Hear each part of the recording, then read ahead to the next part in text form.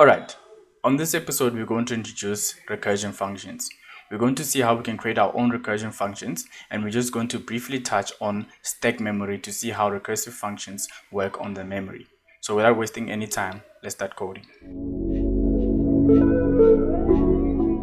Right. So the simplest definition for recursion or recursive functions, right? These are functions that essentially call themselves over and over and over again until a certain condition is met, right? So for us to understand how a function is going to call itself over and over and over and over and how it essentially ends up stopping, we need to just briefly introduce what we call stack memory, right? So essentially stack memory, the definition of stack memory, right, says that it is the memory that is allocated to a program during its runtime, right, that keeps track of all active function calls, right? So let's just go ahead and decode that definition, right? So essentially the runtime of a program, we're referring to when the program is actually running, right? So after we compile, right, we essentially create memory, right, and then we store in that memory, we store the function calls, right? So we'll see what it means when we say function calls, right? So stack memory allows us to store stack frames, right? So what are stack frames, right? So when a function is called, we create what we call a stack frame. A stack frame essentially stores four things, right? Four things that are important about a function, right? It is the input, right? Essentially, it is the input that it received when it was called, right? So some may not have any input, some may have. It is the local variables of the function, right? So essentially, those variables exist within that function, right? And then we'll see how they disappear after the function call, right? And then we talk about the return address, right? Another thing that's stored on the stack frame, it's a return address, right? So essentially, return address is once I'm done doing what I did, where do I go, right? So remember, it's been called, right? Once it's done doing what it did, where does it go so that the program can continue what it was doing, right? And then it is the execution statements. We'll see how certain functions are going to wait for other functions to essentially finish before they can actually also finish, right? So those are the things that are stored on a stack frame, right? So let us go ahead and discuss how stack memory works, right? So when a function calls another function, which essentially calls another function, which essentially calls another function, how it works is that we create stack frames, like we said, right? So the function, suppose in this case, the main function is calling a function, right? So we're going to create a stack frame for the main function. We're just going to store all the information, right? Like its inputs, its local variables, where to return, and the execution statement, right? So in this case, what is going to happen is the main function is going to be called. We're going to create a stack frame on a stack memory, right, with all that information stored. And then it is going to call another function, which we're going to create another stack frame and then just pile it on top of the main stack frame, right? And then if this function is calling another function, we essentially just going to stack it on top, right? So that's essentially how stack memory works, right? We just keep on piling, right? We just keep on piling. We can only access the top, so meaning we cannot just go ahead and just put a frame in the middle of our memory, of our stack memory, right? So we just keep piling, until maybe we reach the last function. What the last function is going to do once it's done executing is essentially remove, right? And remember, this function that once this one is removed, this function was waiting for this one to be done, right? Maybe it needed a certain value to be returned, right? What it's going to do, it's going to remove. This one is going to execute. This one is going to remove, and they just keep removing just like that, right? So we can only access the top. We can only add to the top or remove to the top, right? We do not have any access to the middle, right? So that's essentially how stack frame work, right? And we're going to see how they actually help us they help us explain recursion or recursive functions, right? All right. So recursive functions are known to call themselves, right, over and over again until a certain condition is met, right? So what is that condition that we are talking about, right? So we call it the base case of a recursive function, right? So a recursive function needs a base case, right, in order for us to essentially not reach an infinite loop, right? So imagine a function keeps calling itself, it keeps going, right? Eventually, remember what we talked about when we talked about stack memory, right? It is memory, right? Just like anything, it is finite, right? It's a finite resource. We cannot just keep stacking. Eventually we're going to run out of memory, and we call that stack overflow, right? So essentially we need a way for us to stop and not just keep adding. And that is where the base comes in, right? The base case comes in, right? It essentially stops that function call, the function call. And then we're going to talk about recursive base. I mean the recursive case. The recursive case is what keeps the function going, right? It keeps the call, right? It keeps calling itself. It keeps calling itself over and over again, right? So that's the difference between the two, and they are both needed to have a recursive function. More than anything, the base case, because we need the call to stop, right? So let's just go ahead and create an example, right? As you may have seen with other maybe tutorials or other whatever example, we normally just use the factorial case, the factorial function, to show how recursion works, right? So we're just going to go ahead and create a function called factorial, which has the data type in integer. Create an input, right? Depending on whatever input that is going to be passed in, right? Maybe 3, maybe 4, right? And then what we're going to do is build our base case, right? Remember, this is very important, right? We do not want to have an infinite loop. The base case is essentially going to say, if n, right, which is the value that is passed in, is smaller or equal to 1, right? And I'll explain why we say smaller or equal to 1, return 1. So we know that the factorial of 0 is 1, the factorial of 1 is 1, right? So that's essentially taking care of those two, right? So that's the base case for this factorial function, right? This is what helps us stop the function, right? So if this condition is not met, right, then we can go ahead and create our recursive case. So our recursive case essentially is going to say, right, essentially saying that if this case is not met, meaning x is bigger than 1, maybe we still have x being 4, x being 3, whatever the case may be, what we're going to do is return n, right, the value of n, whatever was passed in, and then this is where the recursion happens. We're going to call the function that we created, and then we're just going to say -1, right? So that's essentially how the factorial works, right? Or rather the factorial function works, right? What is going to happen is, after every call, what is going to happen is we're going to check for this condition first, which is our base case. If this is met, we're going to return 1, right? And we in a second, we're just going to see how essentially that works, right? And then if this condition is not met, what we're going to do is essentially keep calling this function all over and over again.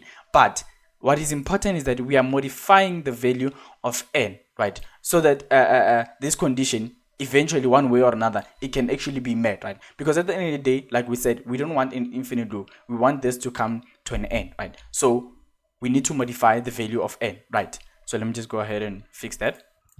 Right, so what is going to happen is, suppose we call the function factorial. What I'm going to do is just store the value that is returned in a variable called f and console that, right? Right, so when the factorial 3 is called, what we expect is the value 6, right? So let's just go ahead and compile that, and then we'll see how essentially how this works step by step, right?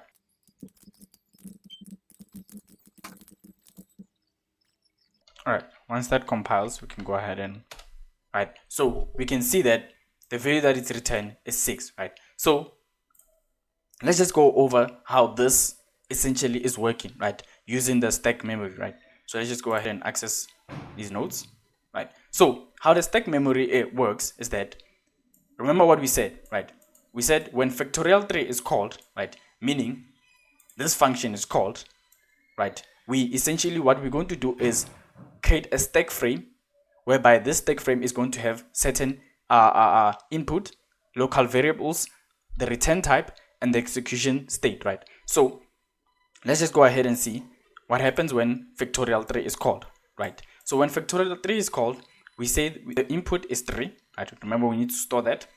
There are no local variables, right? And in this case, the return address is going to be main, right? Meaning that once we are done with whatever we're doing, we need to return to this main function, right? More specifically, I would say maybe line 20, right? But that's our return address, right? Just go ahead and fix that. Right, the execution state, right? Remember what we said. We call a function, right? And then we're most likely waiting for it to return something or to do something before our function can actually end, right? So in this scenario, the execution state is waiting for factorial 2, right? Which is essentially 3 minus 1, right? So essentially we're waiting for this. Let's just go and fix that. Right, so we're essentially waiting for this value, right? So we know that this is, in this case, the end is representing 3. So 3 minus 1 is essentially 2, right? So we're waiting for factorial 2 to finish, right? So now we have created that stack frame, right? Let's just go ahead and highlight that. So for now, let's just not talk about the main stack frame, right? So it's irrelevant in this case, but it's there, right? This stack frame 1, right? Remember what stack frame 1 has. This is the information that stack frame 1, right? So because it's still waiting for the execution of factorial 2, right? It's just going to wait there, right? And then we're going to create another stack frame, right? Because now factorial 2 is called, right? So essentially you can see what we are doing, right? So this stack frame is created, and then it's waiting for this one, and this one stores the information, right? Which is the input of 2, no local variables, right? Now let us look at this return address. The return address is essentially, it is returning to the return of return. Let me just explain this nicely. I think there's a typo. Yeah, this is a typo.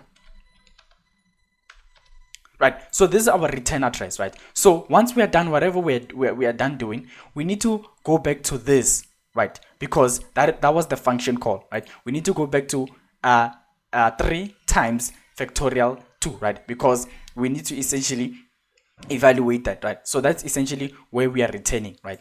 But this function is also not going to be complete yet, right? Why? Because it is going to wait for the factorial of 1, right? Remember, it's also going to call, right? So what is essentially happening is that what is being called is factorial 2, right? And then what is happening is that here is essentially 2 minus 1, which is 1, right? So we need to wait for that to be evaluated before we can actually move on, right? And then so essentially what we do is we create the stack frame and just pile it up on top of stack frame 1, right? So, and then we create another stack frame, which is the last stack frame in this case, right? So what it's going to do, it is the input of 1, no local variables in this case.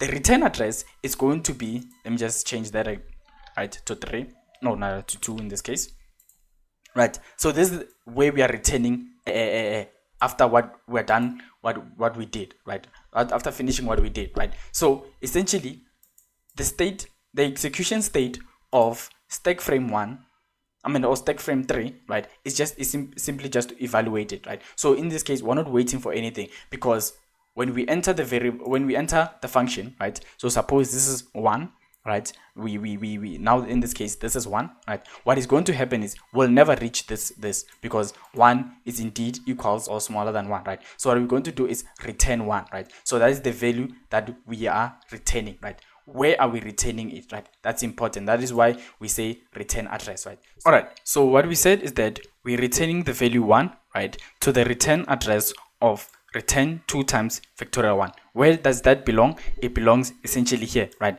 Remember, the stack frame 2 is what is waiting for factorial 1, right? So we're essentially returning the value 1, right? And then once the value 1 is returned, essentially what we are doing is, and I know that maybe this is written in a way that's gonna be a bit difficult to understand, but what we're essentially evaluating is 2 times 1, right? So 2 times 1 is the value that we are evaluating. Once we get that, which is 2, we need to return that 2 somewhere, right? Now we check our return address. So this is our return address. Where are we returning it to this return address, right? So what is this return address? It is essentially here, because this is, remember, this is the guy that's waiting for factorial 2, right? So now we have evaluated factorial 2, we are returning it back to its address, right? So once it gets there, right, we need to evaluate an expression again, right? What is the expression that we evaluating? And I'm sorry, I wrote this in a way that's a bit difficult to understand, but this is what we are evaluating, right? So now remember, this value is now what? It's 2, right? So now we have what? 2 times 3, which is 6, right? This is being stored here, right? This is just a bit difficult to read, but yeah, this is being stored here, right? And then what is okay, right? So once that's done, we have the value 6. Where is our return address? There, our return address now is in the main. What are we returning? We're returning the value 6, right? So once we return the value 6, we just simply go ahead and print it, like as we have seen, right? So that's essentially how the stack frame works, right? So once stack frame 3, right, which is the one I was evaluating factorial 1, is done, what it's going to do is essentially just pop off, right, and then return the value that it was returning to the return address. So in this case, it's going to be stack frame 2, right? So essentially this is going to finish what it was doing, but in this case it's going to return 1. Where is it returning it? To the stack frame 2, right? And then stack frame 2 is just going to evaluate the value of 2 times 1, right? And then it needs to return the value of 2 times 1. Where is it returning it? To stack frame 1, right? And then stack frame 1 is just going to evaluate 3 times 2, right, which is essentially 6, and where is it returning it? To the main function, right? So essentially that's how it works, right? So after this is done, it's going to be removed, right? Once a function is done what it was doing, right, it's just going to be removed of the stack memory, right? And then now essentially would have something like this, right? And then once this is done, it's also going to get removed, right? Once this is done, essentially it's going to be removed, and then it's all going to be returned to the main function, right? So that's essentially how recursive functions work in C++, right? So we've come to the end of our episode. If you really enjoyed this episode, you can just go ahead and leave a like. If you don't want to miss any releases, you can just go ahead and subscribe. Otherwise, cheers.